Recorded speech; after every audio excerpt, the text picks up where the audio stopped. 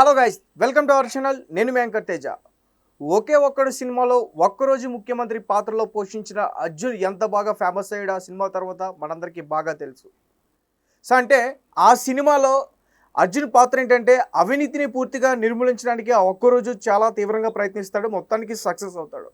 So అలాంటి సక్సెస్ని చూస్తున్న వ్యక్తి ఏవి రంగనాథ్. రీసెంట్గా వచ్చిన హైడ్రా కమిషన్ సో చాలామంది సెలబ్రిటీస్ కానీ పొలిటీషియన్స్ గుండెల్లో రైలు పరిగెట్టిస్తున్నాడు.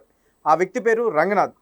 సో మరి అలాంటి వ్యక్తికి తెలంగాణలో భద్రత లేదా, అతని ప్రాణాలకి ముప్పు ఉందా, కొంతమంది అతన్ని చంపడానికి ప్రయత్నిస్తారంటూ కూడా కొన్ని నిఘా వర్గాల నుంచి సమాచారం అందిందంటూ కూడా ఇప్పటివరకు బయటికి వార్తలు వచ్చాయి. సో దీనికి సంబంధించి ప్రస్తుతం మనతో పాటు మాట్లాడడానికి జర్నలిస్ట్ చరణ్ గారు లైన్లో ఉన్నారు. అతనితో మాట్లాడతాం.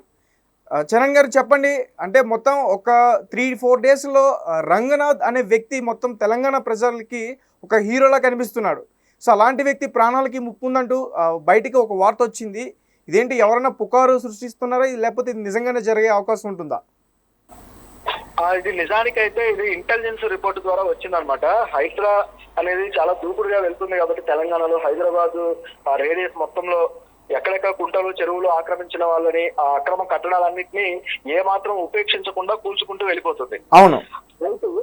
ఈ చర్యల వల్ల కొంతమంది పొలిటీషియన్స్ ఇల్లు గాని వాళ్ళ అపార్ట్మెంట్ గాని ఏది వదలట్లేదు.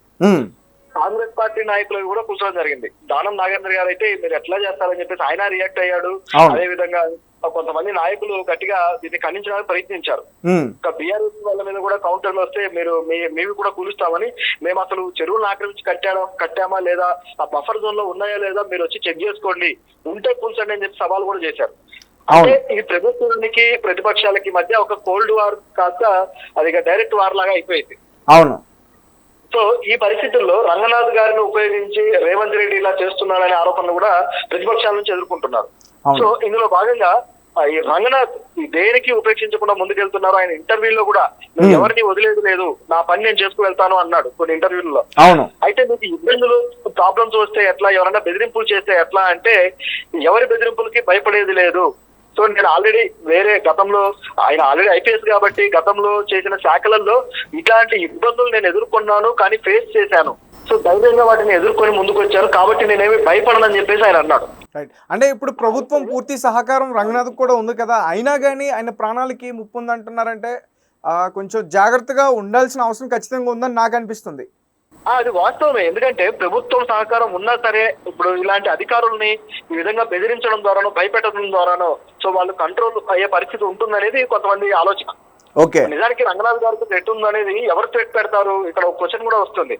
ఎవరు ఆయనకు ప్రాబ్లం క్రియేట్ చేయగలరు ఆయన ప్రాణాలకి అని చూస్తే హై లెవెల్లో ఉన్న వాళ్ళే చేయగలరు, ఎందుకంటే వాళ్ళకే ఆ సత్తా ఉంటుంది.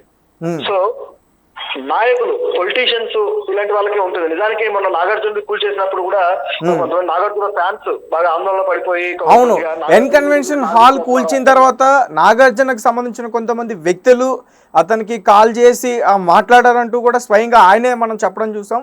అంటే నాగార్జున ఫ్యాన్స్ ఆయన ఇంటిపైన దాడి చేస్తున్నారు, హైదరాబాద్లో ఉన్న మధురానగర్లో ఉన్న ఆయన ఇంటిపైన దాడి చేయడానికి ప్రయత్నించబోతున్నారంటూ కూడా చెప్తున్నారు. అంటే నమ్మొచ్చా? అవి వార్తలే, అవైతే ప్రస్తుతానికి నమ్మశక్యంగా లేవు. ఎందుకంటే ఆయన ఫ్యాన్స్ ఆందోళన పడ్డ మాట వాస్తవం. అలాగే సోషల్ మీడియాలోనే అడుగుతున్నారు వాళ్ళు, నాగార్జున అప్పుడే దొరికాడా మీకు పోల్చడానికి, నాగార్జున కోర్టుకు వెళ్ళి స్టే తెచ్చుకున్నారు కదా అని చెప్పేసి ఆయన ఫ్యాన్స్ ఆయనకు మద్దతుగా మాట్లాడుతూ వస్తున్నారు సోషల్ మీడియాలో. అయితే నోటీసులు ఇవ్వలేదు మీరు అని చెప్పేసి ఆ ఆరోపణ కూడా చేస్తూ ఉన్నారు. అయితే ఆ ఫ్యాన్స్ అని కాదు కానీ ఆయనకి రాజకీయంగానే ఒక ఇబ్బందికరమైన పరిస్థితి ఉందనేది ఇక్కడ కనిపిస్తూ ఉంది. అంటే ఏ రకంగా? అదే ఏ రకంగా అంటే ఇలాగే ఇప్పుడు ఆయన పెద్ద పెద్ద వ్యక్తులను టార్గెట్ చేసి కూల్చడము.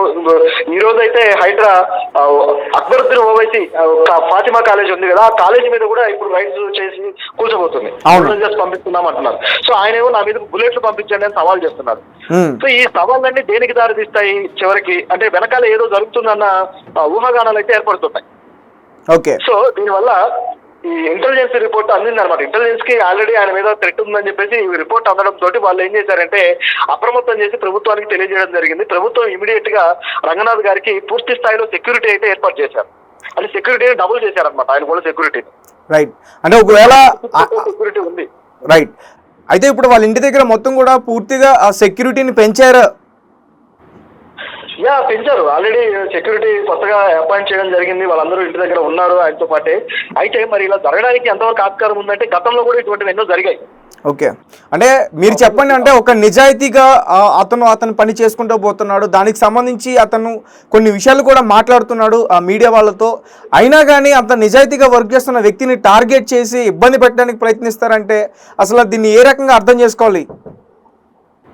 ఇది ఎక్కడైనా మన భారతదేశ వ్యవస్థలోనే ఇలాంటి ఒక దుర్మార్గమైన ఇది నడుస్తూ ఉంటుంది అన్నమాట. దీనికంటూ పెద్ద చరిత్రే ఉంది నిజానికి. గతం నుంచి కూడా మన దేశంలో నిజాయితీగా పనిచేసే వాళ్ళ మీద ఎప్పుడు కూడా ఇలాంటి సమస్య అవినీతి పరులు క్రియేట్ చేస్తూనే ఉంటారు.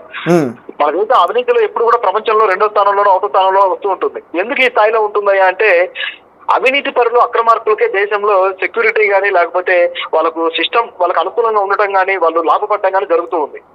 కాబట్టి గతంలో నిజానికైతే ఇప్పుడు ఐపీఎస్ వ్యాస్ మర్డర్ కావచ్చు, అదే విధంగా మనం ఇక్కడ అమీర్పేట ఎస్ఆర్ నగర్ సర్కిల్లో మనం ఒక స్టాట్యూ చూస్తాం, ఐపీఎస్ ఉమేష్ చంద్ర స్టాట్యూ. అవును.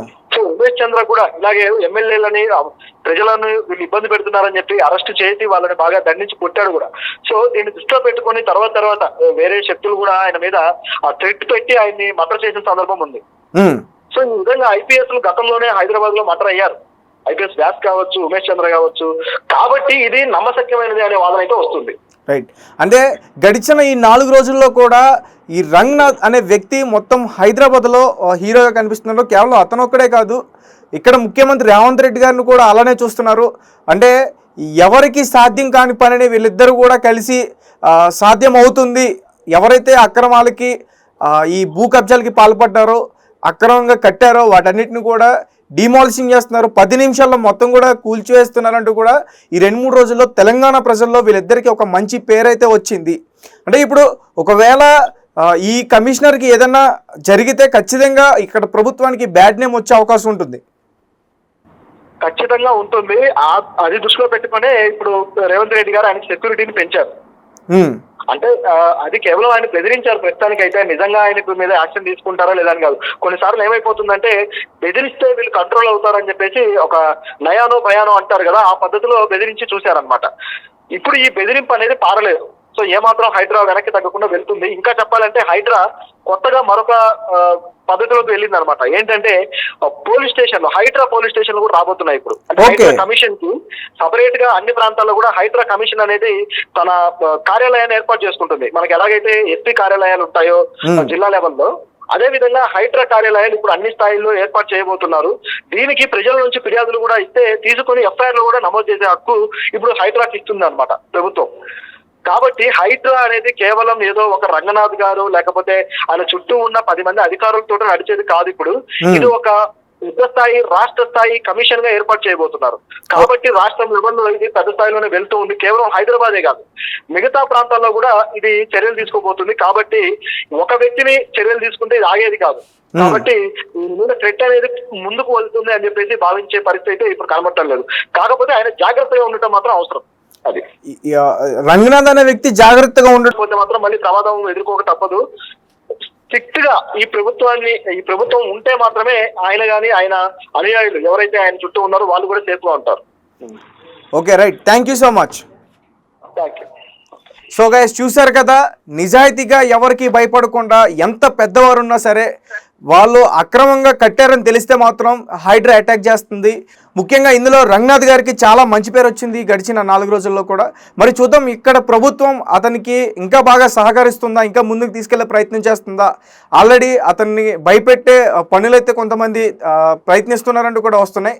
సో ఈ విషయం ఎంతవరకు వెళ్తుందో మనందరం కూడా వెయిట్ చేసి చూద్దాం. Thank you for watching. Thank you so much.